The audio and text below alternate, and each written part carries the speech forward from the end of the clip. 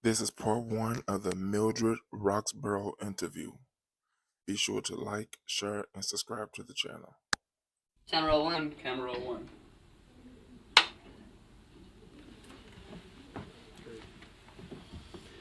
Okay, Mr. Roxborough, could you talk a little bit about what it was like where you were growing up in Tennessee, what it was like with the people, how the people lived, and the general economic and racial makeup of where? Well, I'll try. I was born in Brownsville, Tennessee, which is Haywood County.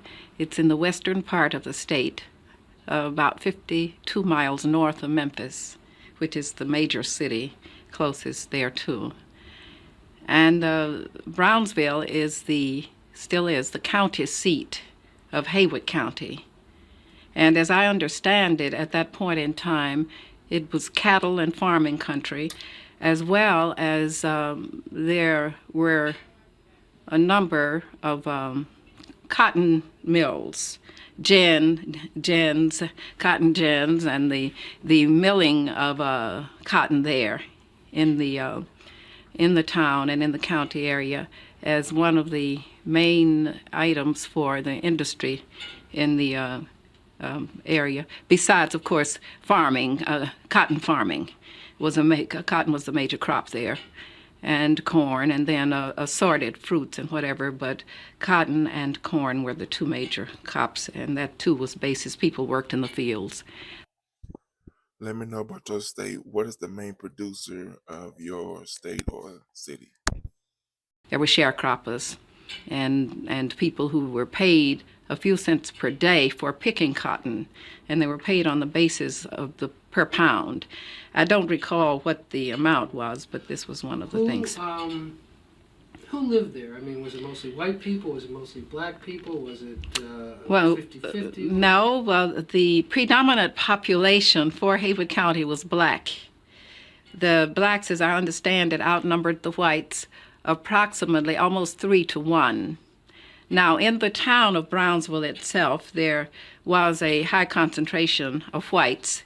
So I'm not sure about the balance, but I would say in the town itself, the population would be probably maybe 60-50 in terms of white versus black in that county seat. But in the general county, and as I also understand it, according to history, one of the reasons that was one of the two counties in which blacks after Reconstruction were denied the right to vote. They voted through Reconstruction, and then the right to vote was denied them by individuals attempting to register and so forth.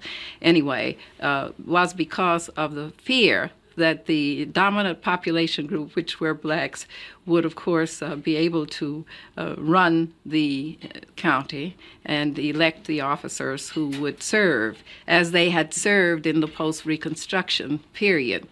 My great-grandfather was what they called the high sheriff of Haywood County. I don't know what a high sheriff is today compared to the sheriffs, but okay, let me ask that's... going back to the 30s. So just move a little bit to your left, too. To my left? Yeah. Okay.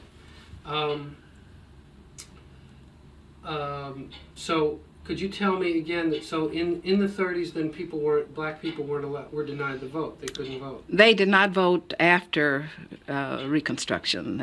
At the turn of the century, the last time blacks voted in Brownsville or Haywood County, as I understand it, would be about 1900. Okay. Mm-hmm.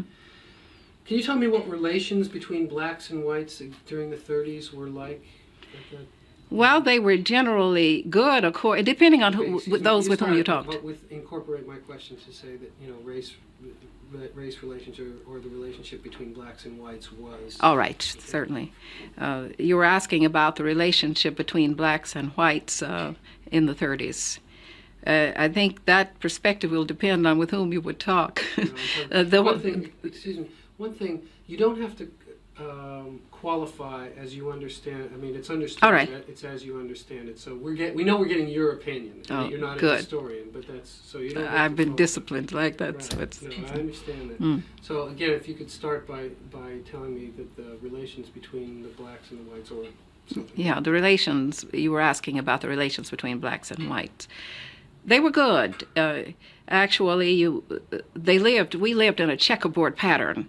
In other words, there may be a black neighborhood, but there were blacks which lived in various parts of the town alongside whites, number one. Two, blacks worked for whites as domestics or as tenant farmers or as sharecroppers.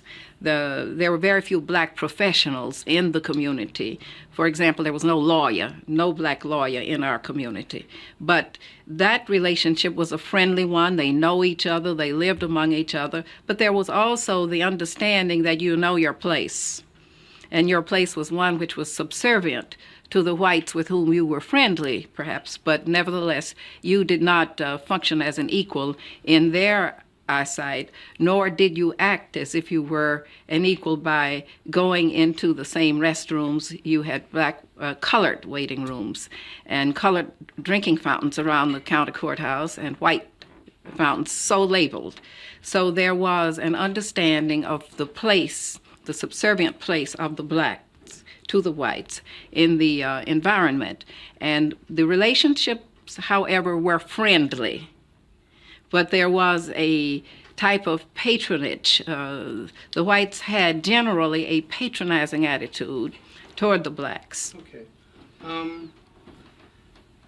What can you tell me about your family, your parents? What were they doing during the Depression? How did they earn their living? Were they working? Were they, when you were growing up there, was there enough food on the table? Was it difficult? Can you tell me a little about what it was like just in your family and for your parents? Mm-hmm. Well, to be honest with you, I think that's a great question. Let me know in the comments about your family as well. How well do they function during the Great Depression? Were they on top of the game, meaning they was prospering very well, or was they more middle class, or was they more in the poor sections? Let me know in the comments. Well, it was difficult. My parents both were teachers. They taught after World War I. They were married during that war, and they both taught in the Haywood County Training School, they called it at that point, and it ran from grades 1 through grades 12. My father was a coach, and he also taught woodworking and chemistry. My mother was an English, math, and Latin teacher. And they worked and made, I think the salaries were my mother made about $50 a month. Oh, yes, that was a good living wage. My father may have made a little more, but that's what they did. And they continued to teach through, well, let's see, my father stopped teaching when he inherited an undertaker establishment, which was a more lucrative way of earning a living. And my mother continued to teach until, the late 30s, I would say until about 1940. Okay. Mm-hmm. How did they, so in the 30s, let's say in the middle 30s, what was your father doing? What was your mother doing? How were they earning their living? And was this, and how much were they earning? And was this enough to feed their family? Well, as I said, my mother was teaching in the 30s, and my father, about the mid-30s, became an undertaker. And he earned his money. Now, I can't tell you what that income was. I only know that her income was about $50 a month. And his income was higher sometimes and lower, depending on who died and who could pay what besides pigs and barrels of corn and other things beyond cash that the people, the relatives, would not have.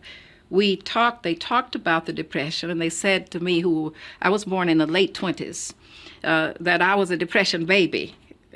That's how I learned about Depression. And I said, what is that? And they say, well, things are more expensive than we can afford.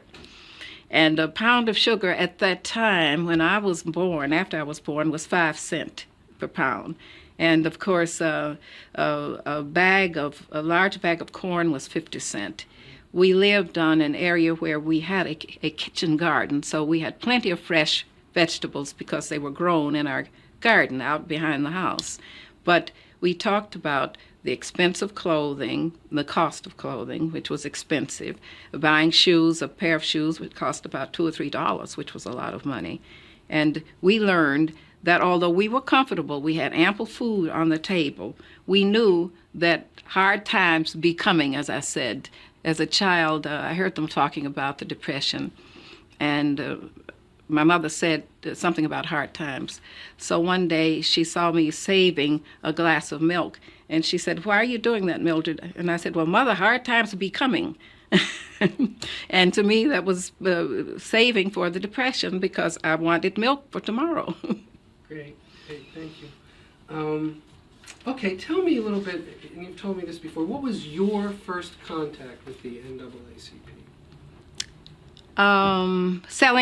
My first contact with the NAACP was getting a youth membership, which my parents purchased for me, and giving me the card and explaining to me that this was an important card because it represented something which would be helpful not only to me, but to so many people, so many black people who were not as fortunate as I.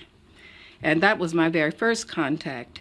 Then we received the Crisis magazine as a part of the adult membership subscription, and there was an ad in there saying, "Would you sell the Crisis?" or something like that. So I said that I would like to sell this magazine, as a newspaper boy does. So, Okay, let's stop. Two. Sound rule 2. Anytime. Okay, so starting with the beginning, we'll just take it from the beginning. If you can tell me the story of how you came to be selling. how did I start selling the Crisis magazine? But you actually have to start it by saying you can't repeat back my by saying you asked me how I did this and do it. You have to say I started selling it. All right. Or however, in a declarative sense. Okay.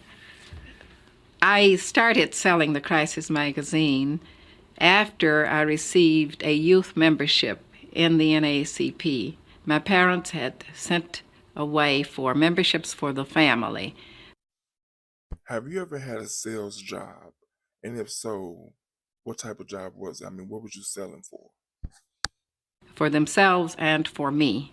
And after I received this membership card, my mother told me how important it was and what it meant by way of providing help for people who were less fortunate than I, and also to help me when and if I needed help, which would be a result of my color and my being deprived of something which was rightfully mine as a citizen. She gave me a civics lesson in the process. Anyway, the Crisis magazine came with the adult membership, and I was reading it, having been shown it by my parents, and some things I understood very well, and they discussed the issues. There were black authors and poets, and there were articles on civil rights, information about lynching in this magazine, and there was also a blank in the magazine saying, "Do you wish to sell subscriptions to the Crisis magazine? If you do," well, words to this effect, "complete it and return it."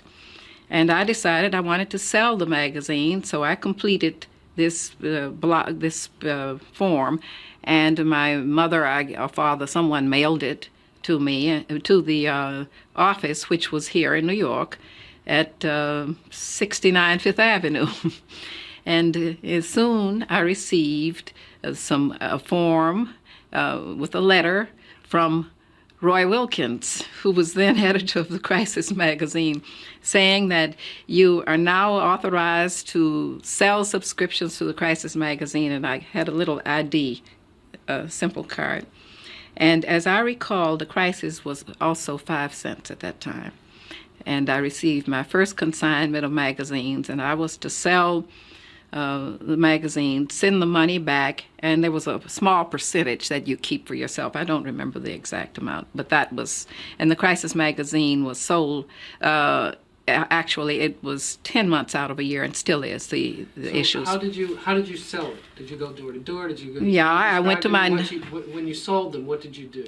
I would take copies of the Crisis in a bag, a school bag, a book bag they call it today, I guess, and went to the neighbors to get them to buy this magazine. and they would say, how much is it and what is it about? And I would explain to them that my mother told me, my father told me that this could help me when I was in need and when something wrong had been done to me, and if it will help me, it will help you too. That was so if you buy the crisis, you can learn how you can be helped and what is happening and how other people are being helped. Did you sell many copies? Yeah, I did very well. I sold the neighbors these copies. I was small for my age, short. So they thought, I think, they called me Bo Peep, and they would say, oh, doesn't she make a cute little salesman? And then they would say, well, how much of this money are you keeping yourself? But seriously, I did do very well, and I would take the crisis to school and sell it at school, not so much to the children as to the teachers and the adults. And I was not hesitant about trying to peddle my subscriptions everywhere. Just quickly to ask you, did you ever try to sell it to white people? I don't recall whether I did or not. We had a number of white people who came to our house for various reasons, sell things, to collect insurance, to do But you different don't have a things. specific recollection. But I have no. I'm sorry, sure. These sirens. Oh, I'm sorry, it was in our story.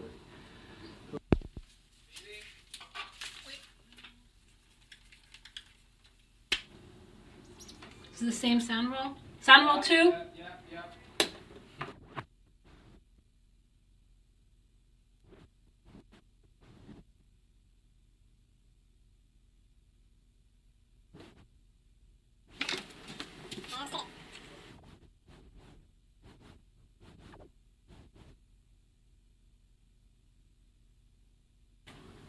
Scene 2, take 3, camera roll 2. Okay, can you tell me the story of how tell me what kind of a man, briefly, what kind of a man was your father and how he came to be involved in starting a branch of his own local branch of the NAACP? How he got involved in that? Well, the kind of man my father was a very gentle man, and he also was an avid reader and very kind. He was the kind of person who inspired confidences. As a result, the people in the community who had problems brought them to him for help.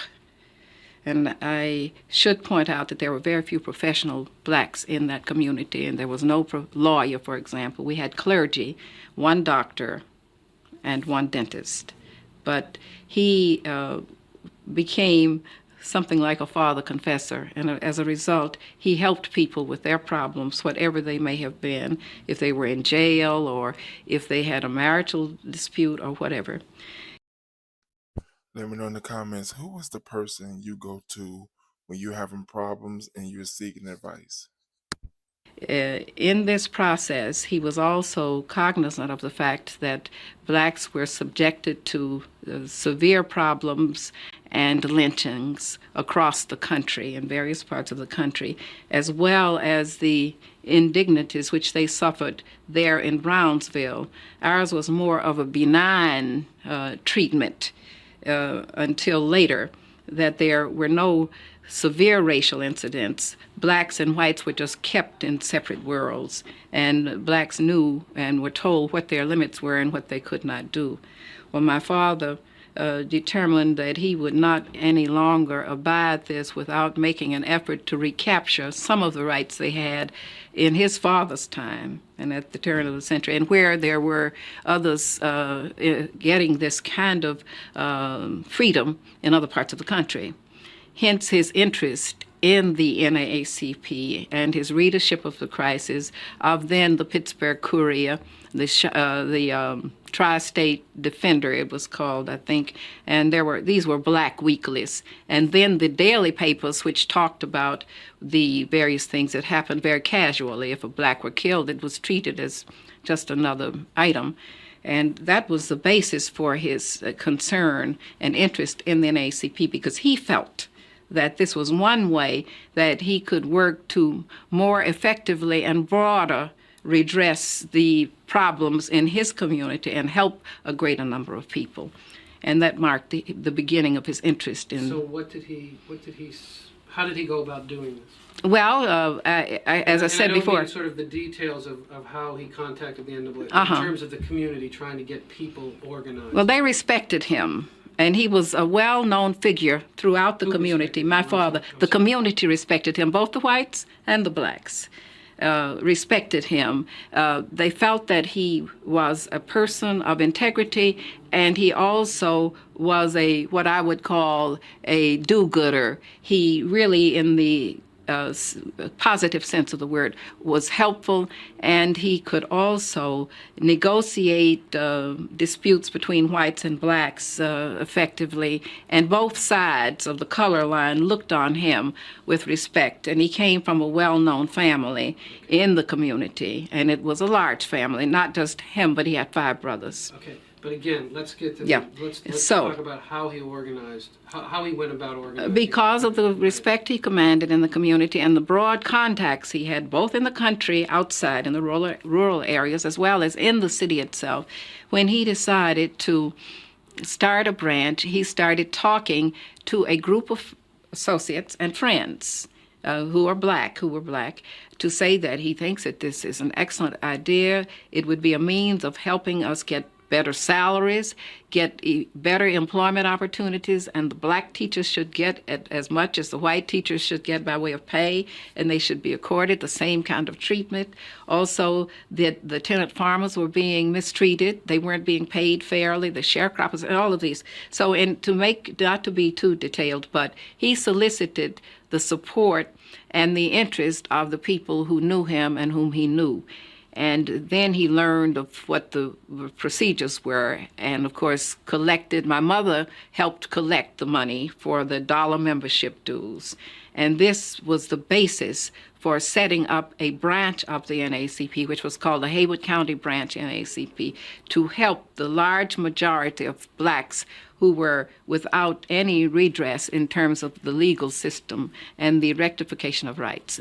So what kind of activities did that branch become involved in as they were getting organized? Well, first of all, the branch, the first thing it did, it had a meeting a charter meeting to announce the charter and show its pride and commitment as a newly organized unit of the NAACP. They had invited a speaker from another town who was a lawyer, who came and spoke about the importance of having an NAACP unit which could effectively work to right some of the injustices and wrongs, as they call them. Reload. Okay. The crisis story is moving. This is part 1 interview with Mildred Roxborough. Please express your thoughts on the video in the comments. Don't forget to like, share, and subscribe to the channel.